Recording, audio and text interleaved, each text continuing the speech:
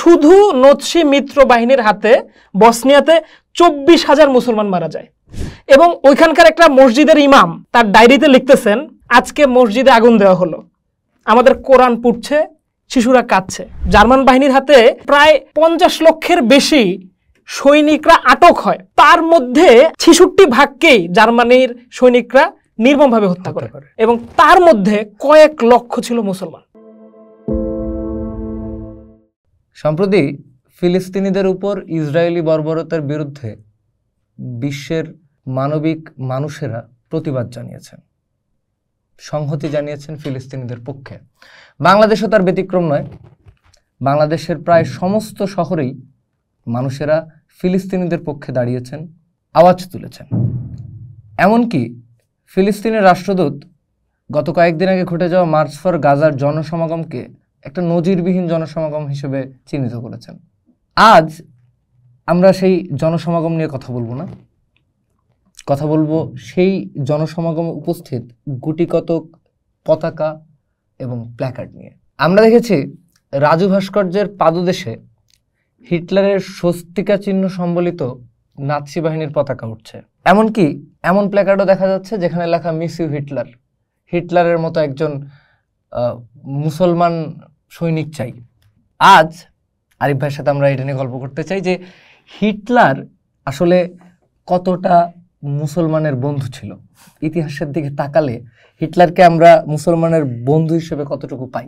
আচ্ছা, দ্বিতীয় বিশ্বযুদ্ধ আসলে একটা বিরাট বিষয়। আমরা তো বারবার শুধু হিটলারের হাতে নিহত 60 লক্ষ ইহুদির কথাই শুনি, কিন্তু এই বিশ্বযুদ্ধে যে ট্রমা, যেই অংশগ্রহণ মানুষের এবং যেভাবে জীবনদান, এটা একটা নজিরবিহীন ঘটনা। আমরা দেখি যে শুধু দ্বিতীয় বিশ্বযুদ্ধে 7 কোটির বেশি মানুষ মৃত্যুবরণ করে, তার মধ্যে 2.5 কোটি হয়তো ছিল সামরিক বাহিনীর লোকজন, বাকি 4.5 কোটি মানুষই ছিল হচ্ছে সাধারণ সিভিলিয়ান সামরিক লোক। তো এর মধ্যে ইহুদি তো 60 লক্ষ ইহুদি, এই বিষয়ে কোনো সন্দেহ নাই। আমরা কি জানি যে সোভিয়েত যুদ্ধবন্দী ছিল 30 থেকে 40 লাখ মানুষ, মানে 30 থেকে 40 লাখ শহীদ হয়েছে, এর থেকে বেশি বন্দী ছিল। আবার আমরা দেখবো যে পোলিশ বেসামরিক নাগরিক এই সময় মারা গেছে 15 থেকে 20 লাখ, রোমে 5 লাখ, স্লোভাকিয়ায়, বেলারুশ, ইউক্রেন, রাশিয়া, এই জায়গাগুলোতে প্রায় 1 কোটি মানুষ মারা গেছে। তো এই যে এত এত মানুষ মারা গেল, এই সবাই তো আবার হিটলারের বাহিনীর হাতে মারা যায় না। বিশ্বযুদ্ধে তো অনেক পক্ষ আছে। আবার হিটলারের যে নৎসি বাহিনী, তার হাতে সব মিলায়া 1.5 থেকে 2 কোটি মানুষের মৃত্যু হয়েছে। 60 লক্ষ ইহুদি বাদেও আরো কিন্তু 1 কোটির বেশি মানুষ এই নৎসি বাহিনীর হাতে নির্মমভাবে মারা যায়। এবার এই মানুষগুলোর সবার ধর্ম কিন্তু ইহুদি ধর্ম ছিল না, এবং খুবই দুঃখজনকভাবে এই মানুষগুলোর একটা বড় অংশই ছিল মুসলমান। আমরা যদি দেখি যে আমরা যে সময়টার কথা বলতেছি 40-45, আমরা তো জানি যে সোভিয়েত ইউনিয়ন আগে যখন ইউনিয়ন ছিল, তার ভিতরে মধ্যপ্রাচ্যের অনেকগুলো মুসলিম কান্ট্রি কিন্তু ছিল। ফলে এই গোটা সোভিয়েত যখন জার্মানির সাথে যুদ্ধ করতেছে, এই সেনাবাহিনীর বহু সৈনিকই কিন্তু মুসলমান সৈনিক। তো একটা পরিসংখ্যানে দেখা যাচ্ছে যে 1941 থেকে 45 সাল পর্যন্ত জার্মান বাহিনীর হাতে যে প্রায় 50 লক্ষের বেশি সৈনিকরা আটক হয়, তার মধ্যে আমরা দেখতে পাই যে 66%কেই জার্মানির সৈনিকরা নির্মমভাবে হত্যা করে এবং তার মধ্যে কয়েক লক্ষ ছিল মুসলমান।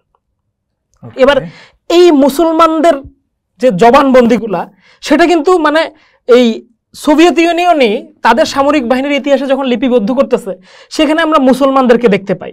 যেমন আমরা দেখতে পাই যে তুর্কিস্তান আর ককেশীয় মুসলমানরা, তারা যে সেখানে মারা যাচ্ছে, সেখানে একজন কাজাক বন্দির একটা চিঠি মিউজিয়ামে দেখা যাচ্ছে যে, মা আমি রোজা ইফতার পাই না, তবুও আল্লাহর কাছে ফরিয়াদ করে।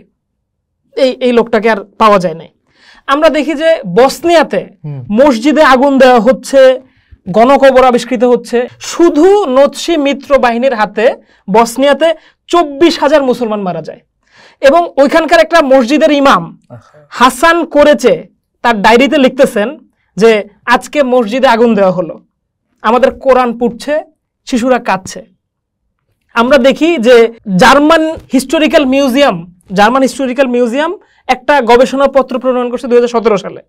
সেখানে দেখা গেল যে কি নৎসিরা ওই সময়ে 1,30,000 মুসলমানকে হত্যা করে। আমরা যদি গ্যাস চেম্বার দেখি, আউশভিৎজের একটা গ্যাস চেম্বারে নিহতদের তালিকার ভিতরে মুসলমান নাম দেখা যাচ্ছে। যেমন আমরা দেখতেছি ইদ্রিস আলী, ক্যাম্প নং হচ্ছে ৭৮-৯০-৩, ফাতেমা জোহরা, ক্যাম্প নম্বর ৮৯-০১২। তো এইগুলা থেকে তো বোঝাই যায় যে এই যে ক্যাম্পে মানুষগুলো মারা যাচ্ছে এরা মুসলমান। আবার যদি আমরা দেখি স্টালিনগ্রাদে ধরা পড়া সৈনিকদের ভিতরে প্রায় সবাই নৎসি ক্যাম্পে মারা যাচ্ছেন। তো কাজাক সৈনিক আলী বেগ কাসিম তিনি তার শেষ চিঠিতে লিখতেছেন যে আমাদেরকে খাওয়ার জন্য শুধু পচা আলু দেয়া হয়, এবং এটা রেড আর্মি আর্কাইভে এই নথিটা পাওয়া যাইতেছে। আচ্ছা, এরকম কথাও শুনছি আমরা যে খতনা চেক করতো নৎসি বাহিনীরা, ঠিক আছে, যে ইহুদিদেরও খতনা হইতো, মুসলমানদের খতনা হইতো, মানে এইটা। হ্যাঁ, এইটাও খুব ইন্টারেস্টিং একটা অ্যাসপেক্ট যে আমরা সেমেটিকরা মুসলমানরাও খতনা করে, ইহুদিরাও খতনা করে। তো শনাক্ত করার জন্য নৎসিরা হচ্ছে খতনা দেখতো, এবং এইটা দেখার কারণে প্রচুর পরিমাণ মুসলমান ইহুদি মনে করে তাদেরকে হত্যা করা হয়েছে তার সেমেটিক চিহ্নের কারণে। আলজেরিয়াতে মুস্তফা বেন ইব্রাহিম 14 বছর বয়সী একজন তরুণ বা কিশোর বলতে পারি আমরা, তাকে এরকম খতনা দেখে হত্যা করে ফেলা হয়েছিল, কিন্তু সে ছিল মুসলমান। আবার প্রচুর পরিমাণের এই যে আফ্রিকান সৈনিক মুসলমান তারা হত্যাকাণ্ডের শিকার হয়েছেন। আবার আমরা দেখবো যে কি যে ফ্রেঞ্চ উপনিবেশ বা ব্রিটিশ উপনিবেশ, এই উপনিবেশের আন্ডারে যে মুসলিম রাষ্ট্রগুলো ছিল তাদের সৈনিকরাও তো যুদ্ধ অংশগ্রহণ করতেছে, তাদের তো কিছু করার নাই, নিরুপায় হয়ে আছে।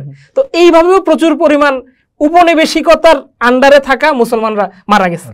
তাহলে আমরা ইতিহাসের পার্ট যদি নেই আপনার বর্ণনা অনুযায়ী, এটা নিশ্চয়ই আরো অনেক বিস্তৃত আলাপ, কিন্তু এতটুকুতেও আমরা যেটা বুঝলাম যে হিটলার মুসলিমদের খুব ভালো বন্ধু না ছিল। সুতরাং আজ যারা ফিলিস্তিনের পক্ষে সংহতি জানাতে হিটলারের স্বস্তিকা চিহ্নওয়ালা নাৎসি বাহিনীর পতাকা আনছেন, আমি জানি না তাদের ইন্টেনশন কি, কিন্তু একটা ঘৃণার বিরুদ্ধে আরেকটা ঘৃণা সেলিব্রেট করলে, অন্তত হিটলারকে সেলিব্রেট করলে এই মুসলিম শহীদদের কিছুটা অপমানই করা হয় কিনা সেটাও নিশ্চয়ই আপনারা ভেবে দেখবেন। পোস্ট দেখুন, ভাবুন, করুন, থাকুন পোস্টের সাথেই।